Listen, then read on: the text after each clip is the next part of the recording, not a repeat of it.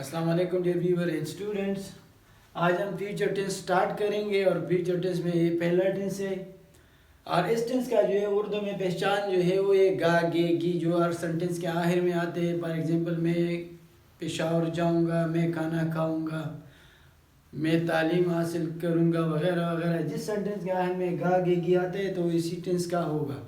और ये टेंस इसी के लिए यूज़ होते हैं कि अभी तक हमने कोई काम नहीं किया लेकिन बस उसी काम करने का एक इंटेंशन कर लिया कि इरादा हमने कर लिया है, उस काम को हम करेंगे लेकिन अभी तक किया नहीं, एक इमेजनरी है। और यही बात है जो हम करते हैं, इरादे वगैरह जो हम रखते हैं वो सिर्फ और सिर्फ जो है at the time of speaking we are making just type of statement. इसी तरह स्टेटमेंट जो होते हैं वो सिर्फ स्पीकिंग के दौरान, at the moment of speaking, उस स्पीकिंग के दौरान हम करते हैं। तो इस टेंस का जो है उर्दू पहचान जो है वो उर्दू में है गा है, गे और गी वगैरह वगैरह। ये इस टेंस की पहचान है उर्दू में। लेकिन इसके रूल्स जो है वो कुछ यूँ हैं। इसमें नंबर एक, वर्ब जो होता है तो वर्ब का फर्स्ट फॉर्म यूज होता है, वर्ब का फर्स्ट फॉर्म। सेकेंडली इसमें जो होता है ऑक्सिलरी वर्ब या हेल्पिंग वर्ब जो होते हैं, यहाँ पे ये शल हो गए, शल और या विल। लेकिन एक बात मैं आपके साथ शेयर करूं, ये शल या विल जो है ये ऑक्सिलरी वर्ब नहीं है, लेकिन इसको हम क्या बोलते हैं, इसको हम मॉडल वर्ब बोलते हैं। ये एक्चुअली मॉडल वर्ब होते हैं। लेकिन यहाँ पे जो सेंटेंस में यूज होते हैं तो फिर इसका काम जो है एक हेल्पिंग वर्ब की तरह होता है, क्योंकि ये क्या करता है, हेल्पिंग वर्ब जो है एक मेन वर्ब को सपोर्ट करता है। लेकिन मेन वर्ब को हेल्पिंग वर्ब या मॉडल वर्ब किस तरह सपोर्ट करते हैं, क्योंकि इसी वजह से इसको सपोर्ट करते हैं, ये सिर्फ और सिर्फ टेंस बताते हैं। इसी वजह से एक मेन वर्ब को सपोर्ट करता है, सिर्फ और सिर्फ टेंस बता दे कि ये प्लान टेंस है। तो शल और विल एक्चुअली क्या है, मॉडल वर्ब है। और जब ये मॉडल वर्ब है तो फिर यहाँ पे जो है एक हेल्पिंग वर्ब की तरह भी यूज होता है। और फिर एक पॉइंट, शल जो है ये हम किसके साथ लगाते हैं, शल जो है हम आई के साथ लगाते हैं और वी के साथ, जिसको हम फर्स्ट पर्सन प्रोनाउन कहते हैं। ये फर्स्ट पर्सन प्रोनाउन के साथ यूज होते हैं, क्या, शल। और बाकी सब के साथ जो है वो विल यूज होते हैं, विल सब के साथ, यानी ही, शी, एट, नेम और नेम्स वगैरह, नेम्स यानी बहुत से नाम्स, दे, यू, इन सब के लिए जो है ये फिर क्या होता है, इसके लिए यूज होता है विल। ठीक है। और जब इन सेंटेंसेस में हम स्ट्रेस देते हैं, एम्फेसिस देते हैं, तो फिर इस मॉडल वर्ब को हम उलट करते हैं। यानी जब इस सेंटेंस में हम जोर देते हैं तो फिर हम ये इसके साथ लगाते हैं और फिर ये इसके साथ लगाते हैं। अगर नॉर्मल सेंटेंस हम लिखते हैं नॉर्मल, तो फिर शल जो है इसके साथ यूज होता है फर्स्ट पर्सन के साथ, और विल जो है थर्ड पर्सन और सेकंड पर्सन प्रोनाउंस के साथ यूज होते हैं। अगर हम सेंटेंसेस पे स्ट्रेस देते हैं जोर, तो फिर विल हम फर्स्ट पर्सन के साथ लगाएंगे और शल थर्ड पर्सन और सेकंड पर्सन के साथ लगाएंगे। नेक्स्ट पॉइंट जो इस टेंस में है वो है नेगेटिव। नेगेटिव में जो शल के बाद हम नॉट लगाएंगे नेगेटिव सेंटेंसेस में, जैसे कि शल, नॉट या विल नॉट। और इंट्रोगेटिव सेंटेंसेस में हम फिर शल या विल को सेंटेंस के सब्जेक्ट से पहले लगाएंगे, बस सिंपल, और आखिर में क्वेश्चन मार्क लगाएंगे। इंट्रोगेटिव सेंटेंस में वी पुट शल और will before the subject of the sentence, at the end of that sentence we put sign of interrogation और क्वेश्चन मार्क।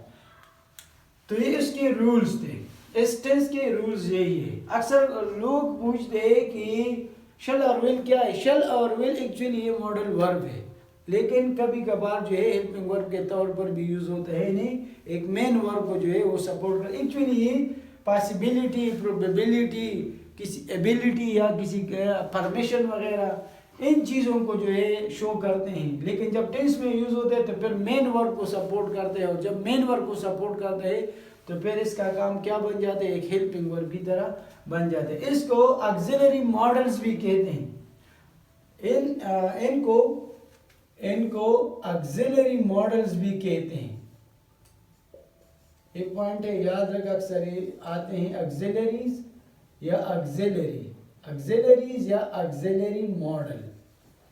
तो इसमें दोनों आ गए ऑक्सिलरी मॉडल्स, यानी ऑक्सिलरी भी है और मॉडल भी है, यानी ऑक्सिलरी भी हेल्पिंग वर्ब भी है और साथ साथ मॉडल वर्ब भी है। अभी समझ आई होगी। तो इसको या कभी कभार इसको ऑक्सिलरीज भी कहते हैं, तो इसमें भी आते हैं ऑक्सिलरी मॉडल भी इसको कहते हैं। तो ये ऑक्सिलरी का काम भी करते हैं और साथ साथ मॉडल का काम भी करते हैं। अभी इसके ऊपर हम सेंटेंस लिखते हैं, तो फिर आपको समझ आएगी आसानी के साथ, और आसान भी है, इसमें कोई मुश्किल है भी नहीं, बहुत सिंपल है। इसमें वो काम होता जा रहा है जो कि अभी स्पीकिंग के टाइम हम करते हैं, अभी जो हम बात करते हैं बस वही काम होते हैं, लेकिन वो काम फ्यूचर की तरफ इशारा है। अगर मैं कहूँ मिसाल के तौर पर, आई शैल गो टू कॉलेज, तो इसका मतलब है कि मैं अभी कॉलेज नहीं है, मैं कॉलेज जाऊंगा। तो इसका मतलब ये कि मैं अभी कॉलेज नहीं गया, यानी जाऊंगा, एक इरादा है मेरा, पता नहीं अभी 1 घंटा बाद जाऊंगा, 5 मिनट बाद जाऊंगा, 1 दिन बाद जाऊंगा, कल जाऊंगा, 2 दिन बाद जाऊंगा, ये जाहिर नहीं है। लेकिन सिर्फ ये एक इंटेंशन इसमें ये पाया जाता है कि सिर्फ कि मैं कॉलेज जाऊंगा, बस, बाकी कोई चीज़ इसमें नहीं है। अगर इसको हम दूसरे सेंटेंस को हम लिखते फॉर एग्जांपल शी, तो फिर हम लिखेंगे ऑक्सिलरी इसका हो गया मॉडल वर्ब शी विल, फिर she will wash her hands. अभी एक पॉइंट यही है कि उसके हाथ अभी भी गंदे हैं, लेकिन उसने इरादा कर लिया कि she will wash her hand, वो अपने हाथ धोएगी, लेकिन अभी तक उसने अपने हाथ धोए नहीं, लेकिन धोएगी। तो इसके साथ देख विल आया और इसके साथ जो है शैल आया, दोनों जो है ऑक्सिलरी मॉडल या मॉडल ऑक्सिलरी है। एक और सेंटेंस में लिखता हूं, वी shall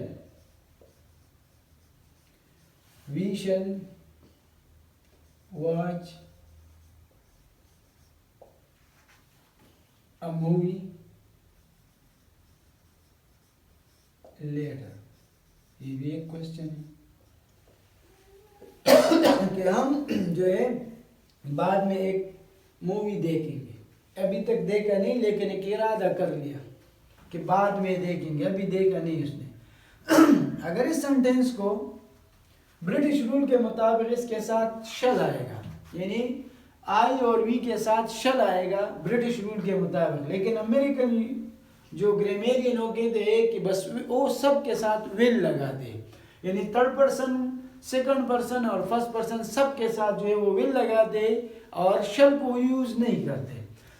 लेकिन ब्रिटिश रूल के मुताबिक अगर इस सेंटेंस के ऊपर मैं जोर देता हूं तो इस सेंटेंस में कुछ यूज इसी तरह लिखूंगा कि वी शल की जगह मैं लिखूंगा will, we will watch a movie later. तो इस सेंटेंस में ऊपर वाले सेंटेंस में फर्क है। इस सेंटेंस जिसमें शेल यूज हुआ ब्रिटिश रूल के मुताबिक और इसमें विल यूज हुआ ये भी ब्रिटिश रूल के मुताबिक। अगर हम नॉर्मली सब के साथ विल यूज करते हैं तो फिर इसमें स्ट्रेस नहीं होता, क्योंकि अमेरिकन जो है वो सब के साथ विल यूज करते हैं, वो शेल का इस्तेमाल नहीं करते। अगर ब्रिटिश रूल के मुताबिक हम कर दें कि आई और वी के साथ शेल यूज होगा तो चलो हमने शेल लगाया, तो इसका मतलब कि हम बाद में एक मूवी देखेंगे।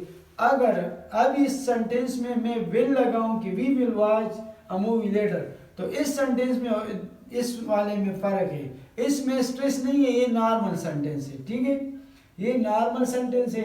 और ये वाला जो है ये इस पर एम्फेसिस है, इस पर जोर दिया गया है कि इसका मतलब ये होगा कि मैं ज़रूर बाद में मूवी देखूंगा। इसमें सिर्फ ये कह रहा है कि मैं बाद में मूवी देखूंगा, और इसमें ये स्ट्रेस है कि मैं ज़रूर, कि वाकई मैं बाद में मूवी देखूंगा। अगर इसी तरह सेंटेंस को हम नेगेटिव बनाते हैं तो शल के बाद नॉट लगाएंगे, जैसे कि ऊपर वाला सेंटेंस कि I shall not go to college. तो ये इसका मतलब कि मैं कॉलेज नहीं जाऊंगा। और अगर इसको मैं इंट्रागेटिव बनाऊं तो शैल को यहाँ पे लगाऊं बस, और कोई डिफरेंस है ही नहीं। शैल फिर आई फिर गो, शैल आई गो टू कॉलेज, और आखिर में जो है मैं क्वेश्चन मार्क लगाऊंगा। तो अभी ये सेंटेंस जो है वो नेगेटिव बना, और ये जो है ये इंट्रागेटिव बना। तो इसमें कोई डिफरेंस नहीं। बाकी बात शैल और विल की है तो अमेरिकन जो है सबके साथ विल यूज़ करते हैं, और ब्रिटिश जो है फर्स्ट पर्सन सिंगुलर प्लूरल दोनों के साथ शैल यूज़ करते हैं, बाकी सबके साथ विल। अगर वो कह रहे कि सेंटेंस पे अगर जोर देने स्ट्रेस देने तो फिर शैल को विल की जगह और विल को शैल की जगह लगाएंगे। बस यही डिफरेंस है इसमें। तो ये था ये टेंस, ये बहुत आसान है, सिंपल है। इसमें सिर्फ at the time of speaking when we have an intention at the time of speaking. So जब हम बोलने के बाद जो इरादा करते हैं, जो कुछ करना चाहते हैं तो बोलने के टाइम पे होते हैं, और वही चीज़ें जो है वो बोलने के टाइम पे होते हैं। सिर्फ एक इरादा है कि मैं ये करूँगा और वो करूँगा, लेकिन किया नहीं अभी तक। उम्मीद करता हूँ कि ये वीडियो आपको बहुत पसंद आई होगी। Thank you.